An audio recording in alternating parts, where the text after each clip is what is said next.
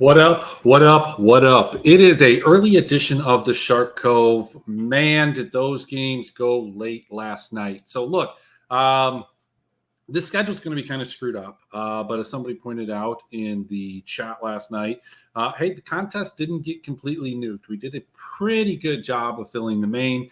So yeah, there's no 20K to first. That was foreseeable. Some of the higher dollar contests, yeah, they got absolutely decimated because there was a tremendous amount of overlay. But, with all of the technical difficulties that, the cast was having, I don't understand why DraftKings didn't move it back. I think that they would have filled. But, we talked about it the other night. This was just going to be a difficult situation to fill these contests with a Thursday night football game going on. Nevertheless, we've got some games. Didn't see a lot of upsets until the end of the night. And, maybe that had some impact on some of these teams. I get it. All of the teams are dealing with the same type of situations. All of the teams are dealing with the same type of delays. But, I like to believe that Nation Focus Me's performance, their draft, just everything might have been that they were a little stiff. They didn't have the opportunity to warm up and get their shit kicked in like the boys from Brazil did earlier in the day. And you saw, even in that early delay, they felt a little bit more free. They were doing the little hearts. They were having a good time. And more importantly, they were on stage. So I think that might have added to some of their continuity. Nevertheless, I think it presents a very interesting buy low spot for us in a couple of these slates. So let's go ahead. Let's take a look. Let's see what we've got. We're going to run through this a little quicker because I am by myself today. Let's share screen. I remember how to do this from the other day. Of course I do. Here we are. So first and foremost, we've got the very first game. I think the first slate is Fnatic, Detonation Focus Me. You got Evil Geniuses and Loud, and then you've got Saigon Buffalo versus Sirius, who for some reason Fantasy Labs just doesn't have any of the players uploaded, and that's probably okay. We're not doing projections or anything like that. I believe that they'll probably be one of the mid-price teams are on the low end. But nevertheless, let's take a look at the odds. First and foremost, we've got the Fnatic game against Detonation Focus Me. This is interesting, in my opinion. I would probably lean towards Detonation Focus Me, at least just taking a stab at plus 405.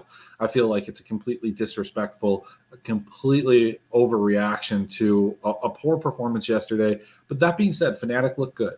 I don't expect Fnatic to lose this game, but look, at plus 405 and a best of one for a team that's as seasoned and as good as DFM, and we've seen them take games and be competitive against better teams than this Fnatic team. And, for the bulk of the team, they're together. I mean, this DFM team was a team that, held a lead over eventual world champions EDG long into the game before they got stomped in the last group stages last year. So plus 405 seems a little bit heavy. Same type of situation here. Loud is a team that I expect to lose this game, but at plus 320, I think you take a stab at that. This is, both of these games, I'm not too keen on taking any of the over-unders. The one game I think that is kind of, from an over-under standpoint, is probably the Saigon Buffalo.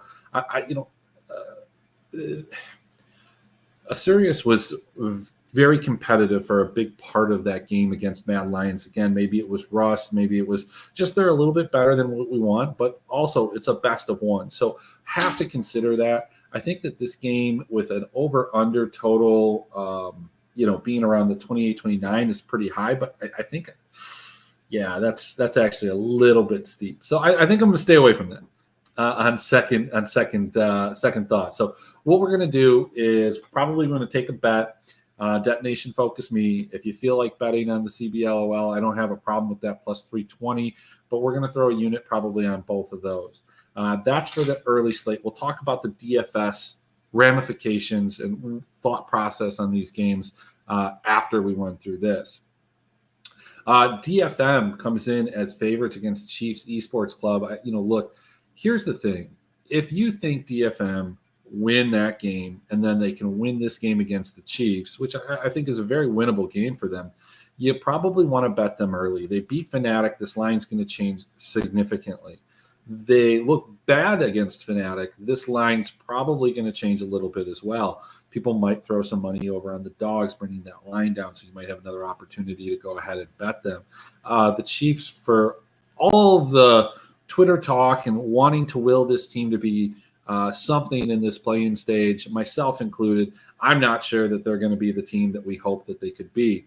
So, look, plus 120 doesn't seem like it's enough here for me to go after them. Now, the game that I think is just an absolute smash spot here. What up? Is this one. Like, Beyond Gaming plus 174 looked really clean, looked really good yesterday. Granted, it was against Loud, who then came back and looked decent, right? Against EG. This EG team is, look, at the end of the day, the LCS might be technically a major region. But are they? Are they really? Like, you look up and down that league and you compare it to some of the teams that you've seen come out of the PCS. Like, I don't know. I don't know where Evil Geniuses would lie. I don't know where 100 Thieves would lie. I don't know where any of these teams would end up, even C9 competing in the PCS. Would they find themselves in Worlds? Would they find themselves as a top 2 team? I think the answer for most of those teams is probably no. The way that C9 was playing towards the end of the season and in playoffs and really having an understanding of the metagame, maybe they do. But I absolutely love this bet. Beyond Gaming plus 174 over Evil Geniuses. Absolutely emptied my account on it. I am going all in on this. I'm going to have a ton of it in DFS. I absolutely love it. Yeah, the mid-morning cove. Look, it's right after the workout. I got to eat some lunch. I've got some appointments to go to. So I'm trying to do this a little quick without the help of caffeine. I had some cereal today, but I only had a spoonful of milk. It's been just a horrendous day thus far. But our boys from Beyond, they're going to make it happen. They're going to make this good for us. EG looked like shit yesterday. Crazy. Yeah, look, it's the disrespect of the PCS league as a whole is always incredible to me. But if you remember last year, like Doggo and this Beyond Gaming team or members of Beyond Gaming really disappointed a lot of us. Then they killed the overkills with like a 15 kill game. So it took a little while for them to kind of ramp up, and it might have been in part because of who that they were playing. So I love this game. Beyond Gaming plus 174, fantastic bet. Going back into the dogs, and this is like, we're getting really, really, really crazy here because, we saw almost all the favorites win yesterday. We saw this team, DRX, absolutely cut gun NXR right here. Look, DRX, like, are we surprised though? Are we surprised that DRX beat RNG? I mean, a little bit, right? But not so much on the DRX side. Is it really surprising that RNG, who's been a really bad red side team throughout the year, has not shown up at least in one, sometimes 2 games in the series, lost a game? Like, they can go from just being absolutely dominant in game 1 to getting red side game 2 and looking like complete shit and then just rolling the game in game 3. We saw that how many times in summer? This wasn't a team that dominated their games or dominated every game and clean 2-0 series. So, it would stand to reason in a best of 1. That's going to be a little bit challenging for them. DRX came out. They played a good game. I assume I had to go to bed. This was like 12. It was like 1 o'clock, I think, or after on the East Coast when that game started, which is okay for a start time for a slate, but not for the end time for a slate. So hopefully they get their shit together. But I like Saigon Buffalo here at plus 445. The Vietnamese VCS guys are always worth taking a stab because they do create a lot of chaos, and that chaos can balloon into big leads. I think DRX wins this, but I would throw a half unit on Saigon Buffalo. And then lastly, get hopped up on the 5 hours. Yeah, hey, probably maybe a C4, maybe a Ghost. I don't know. It is always underrated. It's always, you're right. Look, dude, it's always LCK. LCK is always optimal, right? So finally we get an LCK. I think the LCK is on the main slate too. So nice. But RNG Mad Lions, another spot I think that you can go to the dog. I expect RNG to win this game. But again, Mad Lions, You know what? I think you could take a half unit on this if you want to. I think RNG wins this game. Mad Lions have looked shaky. Mad Lions have not played the best teams in terms of competition. And quite frankly, they haven't looked that good when you think of the context of it. This was supposed to be a best of one team that, we probably thought they were going to dominate their first two games. And for good portions of it, they did. But I thought they were going to lose their opening game. I really did. I thought that it was just they were completely dominating, and then all of a sudden the tides turned, and somehow and we talk about this a lot. Bad teams have a hard time winning, and that's what we saw from the LLA representatives. They had a hard time winning that game. Mad was able to persevere, and while they were always in the lead, I believe against the Wildcats, the game was pretty close. So look, I think you could take a stab here. It's not my favorite spot. One spot I would not be betting is this final game of DRX versus the Wildcats. This is a DRX win. And look, quite frankly, I think that this is pretty scary for the 3-4 seed in Group A. We talked about this. I mean, going into it, knowing that the 3-4 seed would have to play each other for the right to go ahead and play DRX or the number 2 DRX or RNG, assuming it beat DRX, that's a tall task. That's not one that is something that anybody necessarily would want to do. But I will tell you, I'd rather play DRX in a best of 3, best of 5, best of 7, best of 1, quite frankly, than playing RNG. So DRX has that win over RNG now. If DRX is able to hold serve the rest of the way and RNG is able to do what we think that they're going to do, there's going to be a 5-game series that one of these teams from Group A is going to have to face off against RNG. And while you've seen RNG lay some duds in some games, in series overall, I think that they're going to be able to beat anybody from Group A. So mega important for those teams to continue and be in that top 2 and have the opportunity to play one of these other teams. Look, playing Mad Lions in a best of 5, I don't think anybody's worried about that, right? I mean, I guess to some extent, but that seems like a good situation for whoever the representative, whether it's Fnatic, Beyond, EG, one of those 3 teams, or maybe even DFM end up with. So let's kind of take a look over at the slate. We've got a decent early slate, 2K to first. Where's the edge? Where are we thinking people are going to go? Quite frankly, Saigon Buffalo and Fnatic, I think, end up as the 2 highest owned teams. What do we think about that? Where can we find our advantage? Or do you think maybe I'm wrong? Maybe I'm thinking this through incorrectly. Maybe people want to play EG. And I think they do. Life finds a way, but they are the most expensive, I think, at every one of the positions with the exception of ADC maybe. So, if you're playing them, who are you playing EG with? I think one of the interesting ways to play EG would be with DFM. I think if we're betting DFM, we think that they have an opportunity to win this game. We don't necessarily think that Fnatic is as good as they show. Maybe they get the nerves, they get the first game. I like playing DFM. I like playing them with EG. I like playing them with Loud. I like playing them with the Buffaloes. And then I think you go with your Latin American guys and you can go ahead and put them with an FNC or an EG or a Loud. Saigon Buffalo is not a guaranteed win here. Again, this is the number 2 team from the VCS. These teams are absolutely nuts. And at times, that level of variance doesn't always work in your favor. It can work against you. So that's kind of my stance. I really do like the underdogs on this very first slate. And I think I'm going to ride with a healthy amount of DFM, just on a buy low spot. I can't see a lot of people playing DFM after the way that they played yesterday. My concern, of course, is the draft.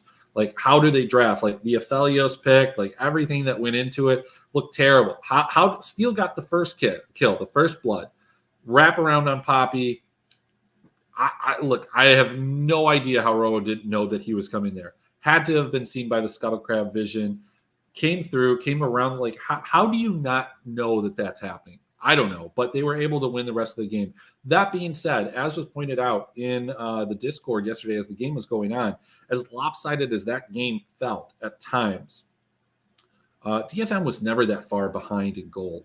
What they were far behind in is participating in the team fights. there was an opportunity or several opportunities for them to turn it around, but they just didn't seem like they were on the same page. Guys were getting there late. They were doing terrible pathing through the jungle. Athelios wasn't just never there. And I mean, a byproduct, misfortune's always going to get there before Athelios. But like everybody was dead by the time he's able to come and put any type of damage down. So I think that this is a really good buy low spot for DFM, and I'm going to be backing him quite a bit. You like Loud? Look, Croc is one of my favorite players, man. So I like them too, but I think it's a good spot for Evil Geniuses to bounce back. And maybe this even pulls them there. But DFM's my upset call. I'm going to kind of just predict DFM, EG, and the Buffaloes winning in this trio. Wouldn't be surprised if any of these teams win. I just think the advantage is there for us at DFM. Let's take a look at the main slate. Main slate is a little bit different. We've got DRX in the Buffaloes, so we're going to get rock bottom prices on the Buffaloes, and I think that a lot of people will go there. Finding ways to play Beyond Gaming, though, it's not that hard. Like, look, they're huge dogs. They're huge dogs, and I think that this line is wrong. They should be favorites, but if Evil Geniuses lose to Loud and these slates take the right amount of time, I think that there's a real opportunity. Like, I don't think that there's going to be an impact on the ownership. So hopefully they get the delays figured out. Hopefully we can get through 2 games before the lock at 6:30. And hopefully Evil Geniuses take care of Loud in spectacular fashion. And that drives the ownership back towards EG despite them being favorites. We won't see Beyond Gaming play another game until this game. And as such, I think that there's going to be I hope that there's depressed ownership on them. I don't think that there will be. People are going to try and find a way to play DRX. I think people will maybe find a way to play DFM if my prediction is correct. But I'm going to go pretty much all in here on Beyond Gaming. I think that that's the spot that you want to take. I'm going to sprinkle in a little bit of everything, a little bit of Buffaloes with them, a little bit of DRX, maybe a little bit of Chiefs, maybe a little bit of DFM. I think that game is one that I want to attack. The other thing is maybe a game stack DRX and Saigon Buffalo. Yeah, let's do it. But hey, I'm there. Maybe a little Beyond Gaming and DRX or Beyond Gaming and Saigon Buffalo.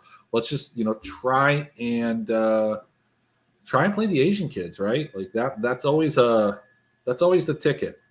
That being said, Evil Geniuses has one, and there's 2 on the Chiefs. So quite a bit of Korean representation within this trio here. But I'm loving Beyond Gaming. I think that they will be pretty chalky given their price point. And guys, Lakai, he's the starter. I think we all know that now. Quick thoughts here. I think you play RNG and you play DRX. Like, you figure out a way to do it. This is like the example of an international support meta. Well, not support meta, but like support captain type of situation. Play a little Mad Lions if you're entering in like all 10 or 11 year lineups. Play it with DRX. But I think you lock and load DRX 100% and just figure out ways to play around them. That's it, guys. 20-minute show. Wanted to be quick. Got things to do. Wanted to go over the slate. We're going to continue to try and put out some content for you. It's going to be very difficult for me to do this tomorrow if there's a slate, but look forward to a main group stage show. Gelati will be back. Moose will be back. We'll try and pull some other people in, and then Gelati's going to be live sweating a lot of these games. So won't just be able to be in the Discord where we yell about Tua's head injury and all the different things that go along with that. But I think the next time we go live, we're going to have a brand new video for you guys. Brand new production from Cookie. It's not 100% complete. I wanted to unleash it yesterday, but the strict no bullying policy now in the esports department Discord prevented me from doing it. It was the perfect time to do it. I just don't have it uploaded. So next time on the show, be ready. There's going to be a fantastic video. The hierarchy attacks. That's the name. But any of that? No, that's my house is not on fire. Thank you. That's actually my lunch. So perfect timing. I will see you guys in the Discord. I'll see you on the next show. Have a good one.